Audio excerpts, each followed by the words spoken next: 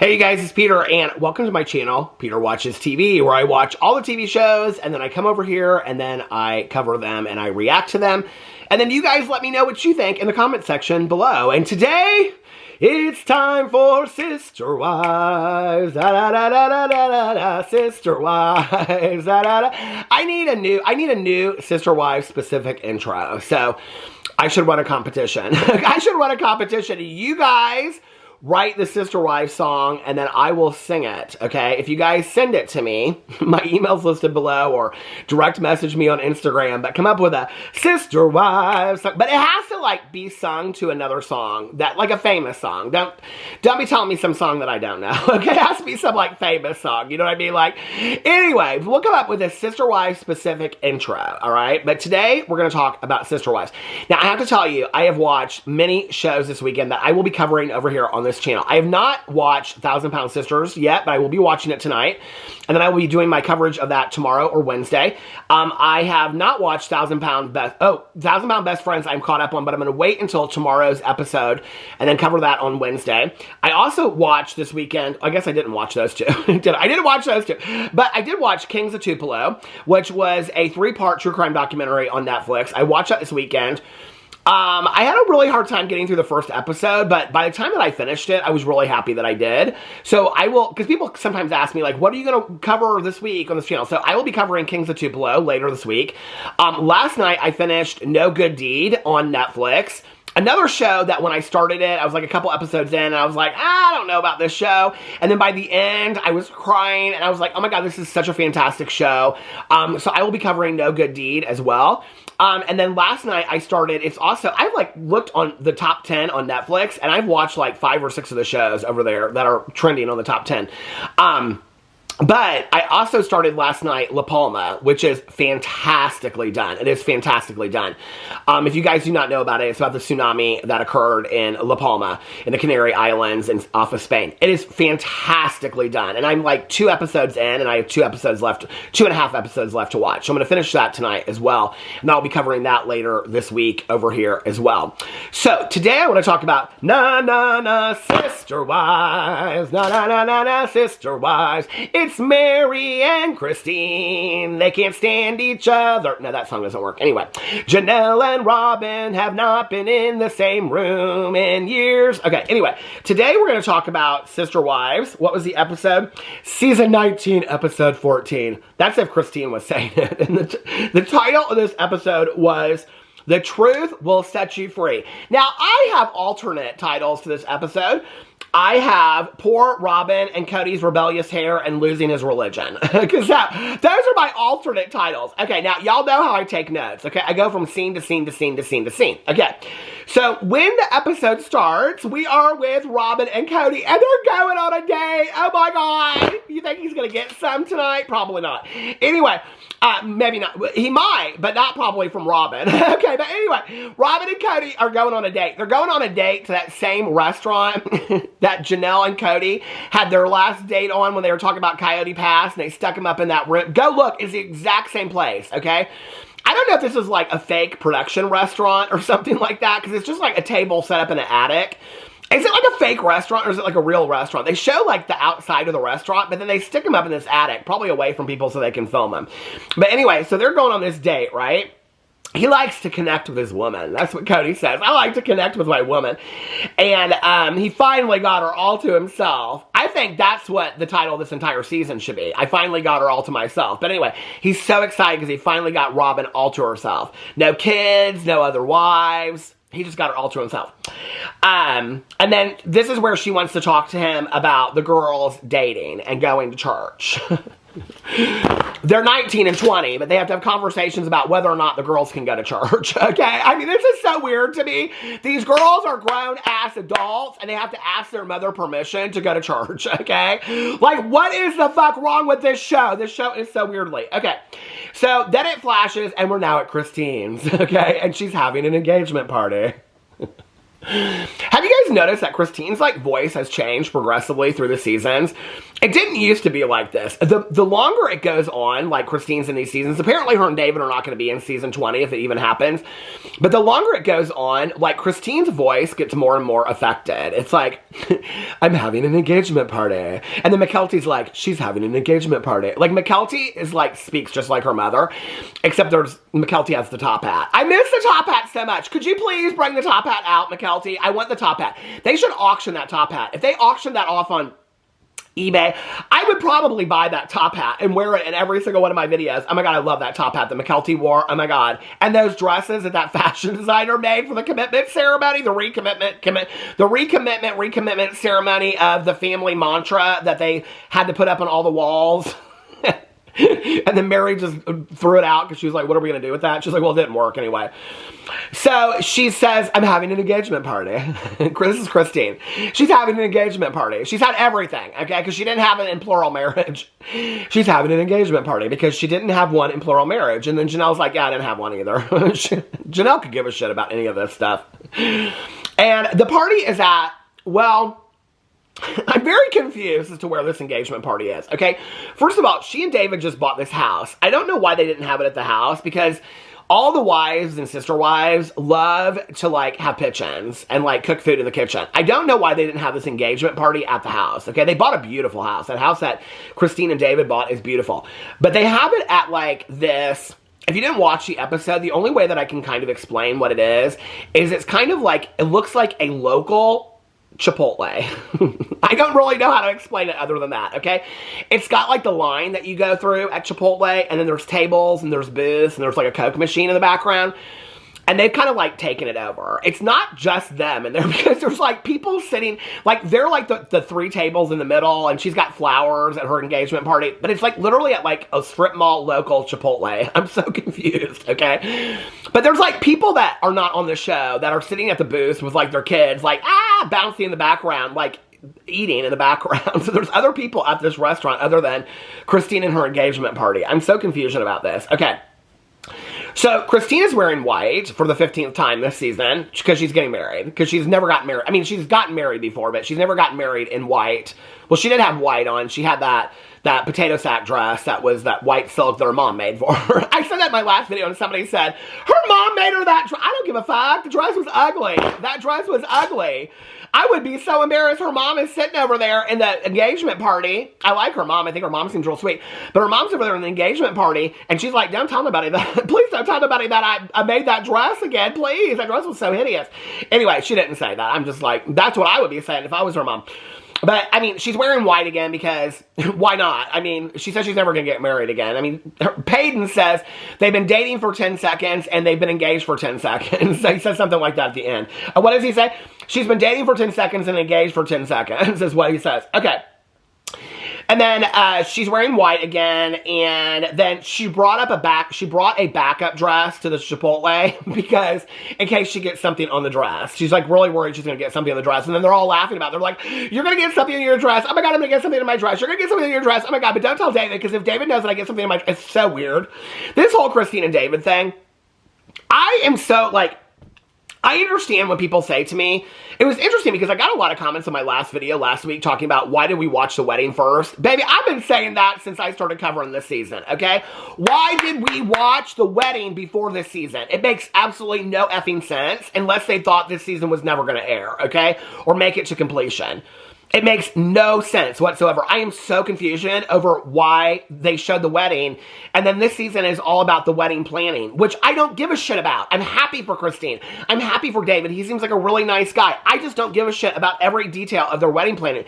And next week, she's like, I can't believe I get to go try wedding dress. Didn't we already do the wedding dress shopping? Oh, now you're trying on the wedding dress that those girls made for you? She's like, I can't believe I get to go try on wedding dresses with my daughters. I never thought that would happen. I'm like, okay. Then it's going to be, I can't believe I'm picking out flowers with my daughters. I never thought that would happen. I mean, everything is like the first time for her, okay?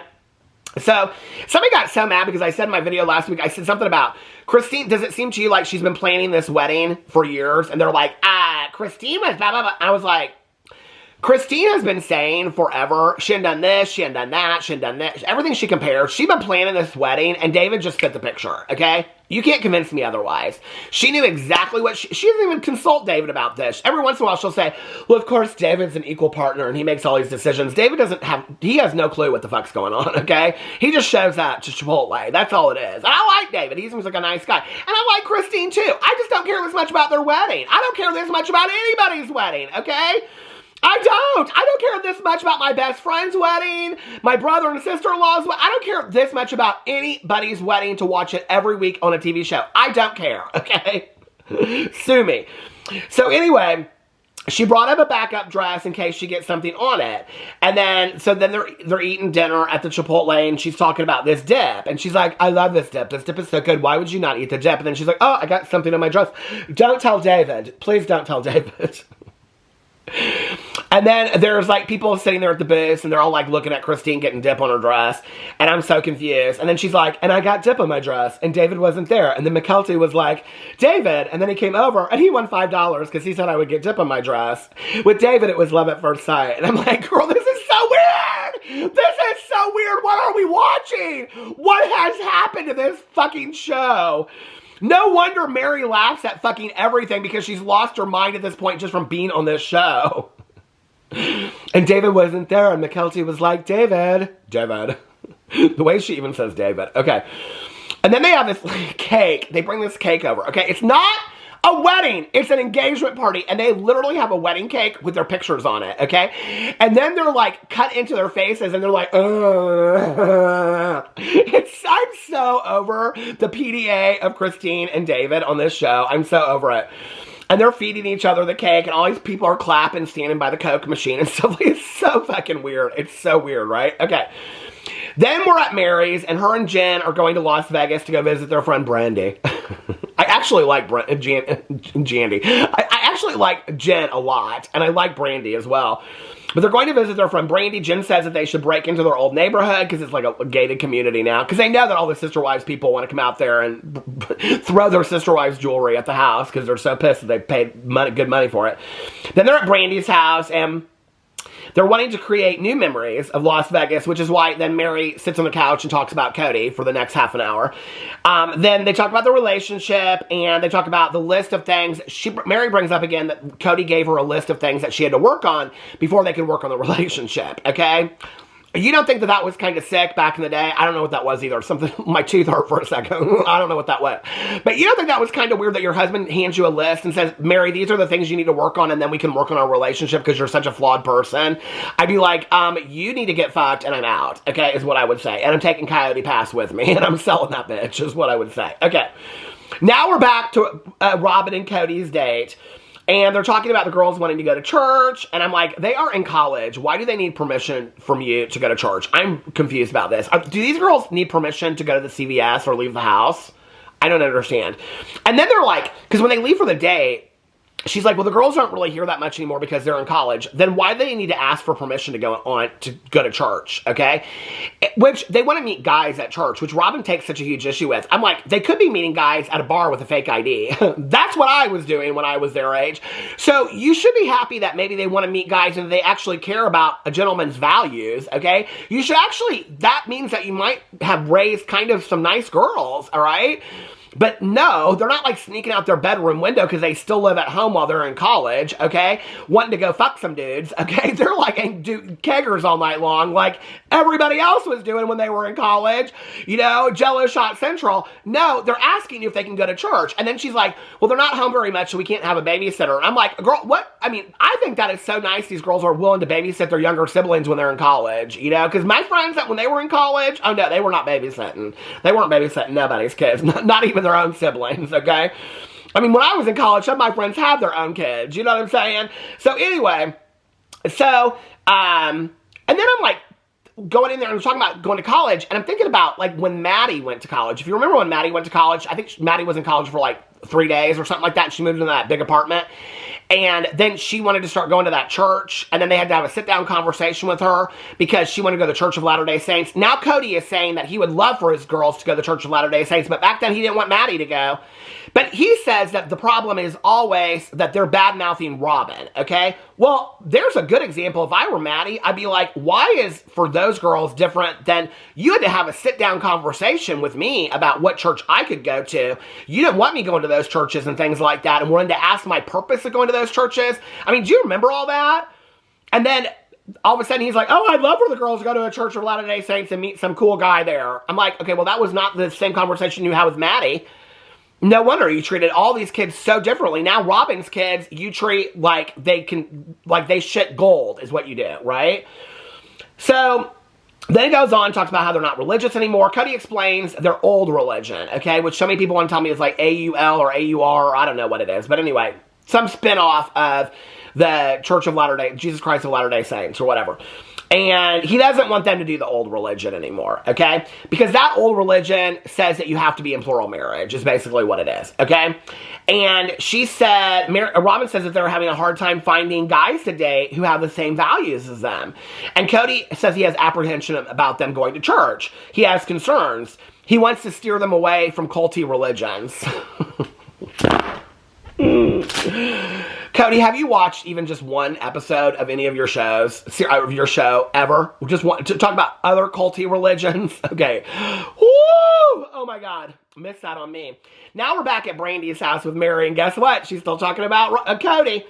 She's talking about why Meri got the release, and that Kody says to her, why did you get the release so quick? Did you have a guy on the side? And I'm like, oh, because that's Cody's only concern. That's why he hates Christine so much, right? Because Christine's got David. That's why he can't stand Christine.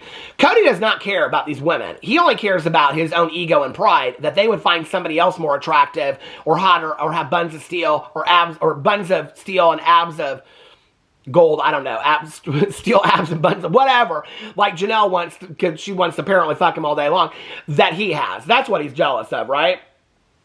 And he just doesn't want them to have more men. That's why he hates Christine. Then Meri reads this text that she wrote to Kody about, and then she goes in and talks about the difference between a spiritual divorce and the legal divorce and why they were both hard for her. And the text says that she was releasing him from her. And Brandy, oh, because he says, in the text message, he goes, I'm releasing you at this point. And Brandy says, thank you for your service. Which I thought was kind of funny. Okay, now we're back at the date again. So we're at that little fake table up in the attic that they're not really having food. I think he's having like coffee and she's having a water or something like that. And Kody says he spent a lot of time he always says these quotes, which I think before each episode he comes up with like some very prominent, like the last one was, he was a maverick of Christ. Do you remember that one? Well, this one he says that he spent a lot of time losing his religion while he was finding his faith. And all I could think of was, losing my religion. Do you remember that REM song? Oh my God, I love that song so much. It's the end of the world as he knows it, and it's the end of the world as I know it. How's it go? It's the end of the world as we know it, and I feel fine. How's the song go? Speed it up a notch, speed, grunt, no streak, the ladder such a flatter with clear light bound height. Kody and Robyn on Coyote Pass, Meri and her B&B, Christine and David, Those are the new lyrics to It's the End of the World as We Know It. Okay. So he says he's spent a lot of time losing his religion while finding his faith. Then Robyn says he was happy at their church. And I'm like, girl, what? Christine says the church leaders were mad while they went public. So then this comes out. There's more and more that comes out every single time, right? And Meri said that they thought that it would be the downfall of their family. And then she kind of laughs and she's like, well, I'm like, yeah, the show was the downfall of your family. Exactly.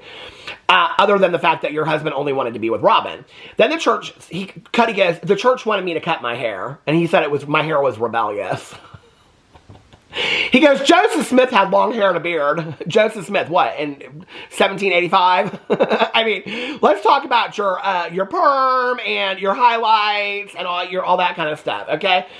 I don't think Joseph Smith was sleeping in a hairnet at night, okay, and using Aquanet and going like that with it at the dancing parties and things like that. But maybe I'm wrong. I don't think I know Joseph Smith that well, okay?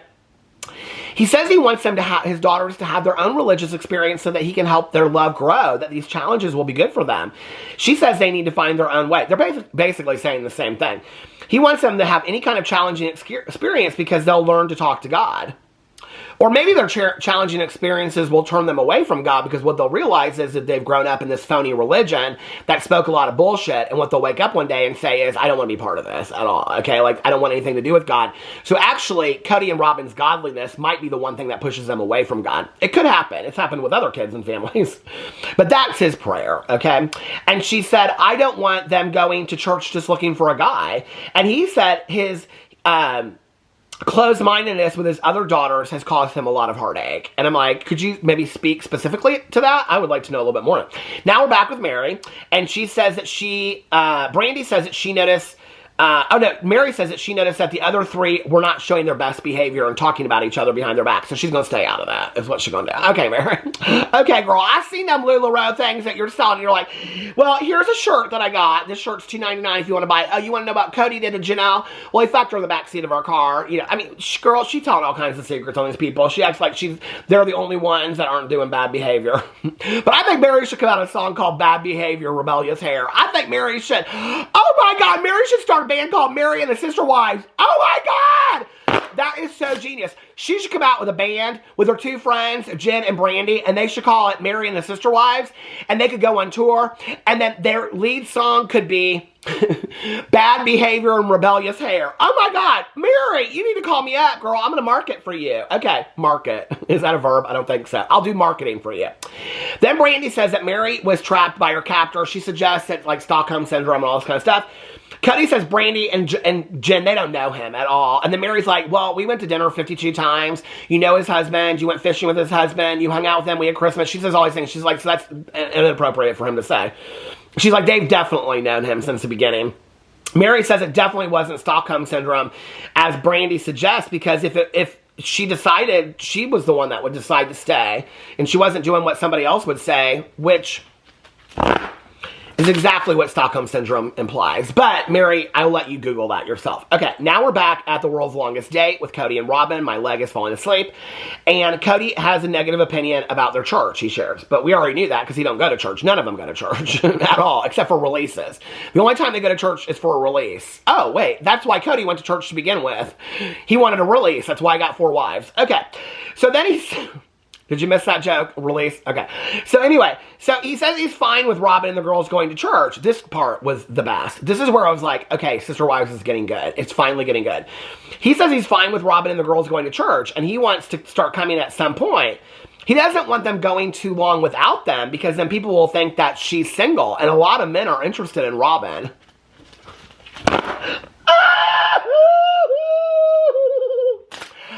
Who, girl? Name them. Name them. Name them, girl. Name them. Please name those men that are interested in Robyn, okay? Name them, girl. I want to know. I want to know. I want to know if he really loves me. I want to know who those men are, okay? That he is so jealous of. And then they share their story of how they saw each other in church. And he wants to know that God was always his wingman. He doesn't want some man looking at her like that. Now, okay, this part was so weird. He's like, tell me that first time you saw me in the church and what you were thinking. And she's like, no, Kody, I can't. No, you just want to hear about how much I loved you. It was so weird, okay? And he's like, no, tell me. Tell me that first time. And she's like, well, you were sitting in church. And I'm thinking, yeah, with your 52 kids and your 4 wives, you were sitting in church. And you were like, looking at Robyn like Christine looks at David now, wanting to tongue her. That's what you were doing. You were probably going, I don't know, into the baptismal chapel, okay? I don't know what you were doing. You were probably taking the Holy Communion back there, you know? How is it they pray? They do this kind of thing or something like that? I mean, you and Robyn, listen, okay? Whatever. He's like, tell me. It was so weird. Okay, now we're back at Brandi's. Again, they're still talking about Kody. Even though she wants to start new memories. They're back. And they end up going to the house, okay, in Vegas, but they wanted to have new memories. I got to put my leg down. Oh my God, my leg is like totally, it's frozen. Okay, frozen like the the movie. Meri is so stacked talking about Kody and their past. Brandi says she always saw him favor Robyn. I'm like, Brandi, you and everybody else that watched the show, Meri's the only one that doesn't. Meri says she doesn't believe that Robyn came in to kick them out. I don't believe that either. Not at all. I believe that Robyn came in to be the favorite. That's why Robyn's so pissed, because Robyn didn't want to be the only one, okay? Robyn wanted to be the one of 4 that was the favorite. Go back and watch, okay? Robyn's like, oh, Kody. The scene when she has Kody kiss Meri in the kitchen is so uncomfortable because you can tell he doesn't want to kiss Meri. He wants to kiss Robyn. Robyn was his favorite from the moment that she stepped in the door. Robyn wanted to be the favorite. That's how egotistical that woman is, okay? She didn't want to be the only one. She wanted to be the favorite. There's a difference in those statements, okay? I don't want to be the only one. I want to be the favorite out of 4. Those are completely 2 different statements, okay? And that's weird when you think about that. That she wanted to be the favorite out of 4. When you look at it in that context, it changes a lot, okay? Something on there. Probably some of Kody's hair. Meri said, okay, so then, Meri talks about the relationship with Robyn wasn't reciprocal and that Robyn didn't go to her mother's funeral, and they talk about the lockdown, and then of course Robyn's like, well, I couldn't go because we had to follow the rules, but Kody went, and then Kody had to isolate away from the kids. I don't remember any of that being aired, if you do, but anyway, I remember talking about the funeral and all that kind of stuff, but I don't remember any of that. And then Robyn makes all these excuses. Meri said she stopped calling and texting Robyn because she barely ever responded. Which is why it's so weird to me at the very end that she brings her this, like, dream journal and all this kind of stuff. And then Jen brings up the breakup conversation at Coyote Pass. And I'm like, what is she talking about? And where Robyn got upset and walked away. And they start laughing so hard. This was maybe one of the funniest scenes in Sister Wives in, like, the last 3 years. Okay? It's Jen, Brandi, and Robyn sitting on the couch because Kody comes back later to Meri. Now, I remember this conversation, but I don't remember him saying this. And he says to her about how the conversation was so hard on Robyn, and his quote is, poor girl, that whole talk wrecked her. Poor Robyn. Meri's getting divorced, but poor fucking Robyn. I hope she can handle that. And then Meri goes on and says, he totally discounted my marriage or my feelings that I was getting divorced whatsoever. I mean, that whole Coyote Pass scene was so weird anyway.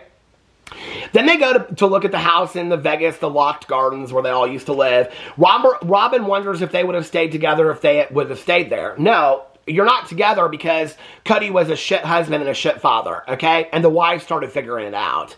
That's why you're not together. It had nothing to do with Vegas. It had nothing to do with Utah. It has nothing to do with Flagstaff. It has nothing to do with Coyote Pass. It has to do with the man that you're married to is a shit husband and a shit father. And Robyn, you know that, okay? Because he's even probably a shit father to your kids and a shit husband to you. And when you wake up and you realize that and you're the only wife standing, you're the last wife standing, you're going to have to figure out, do I get out or do I stay? Do I end the show or what do I do? You know? And then Janelle is like, Janelle says she's the only one. They've all gone. Christine's like, it was very emotional for me. Meri's gone. Robyn's gone. They've all gone. Janelle's the only one. And Janelle's like, I'm like, Janelle is she's so with it, right? Like, she gets it. And Janelle's like, I haven't gone. She's like, that chapter is closed for me. I don't need to go back to those houses in Vegas. Meri said that she's been married once and divorced twice. How many people can say that? She's an anomaly. And I agree, Meri, you are an anomaly. You are. But anyway, that was Sister Wives this week. Let me know what you think in the comment section below. And don't ever forget, this week in our prayer circle, can we please get a few prayers in for Robyn? That poor wrecked soul that had to go through the divorce of Meri and Kody and how devastating that probably was for her. Okay? So can we please do some prayers in the prayer circle for Robyn this week? Anyway, I love you guys so much, and I will see you tomorrow. Bye.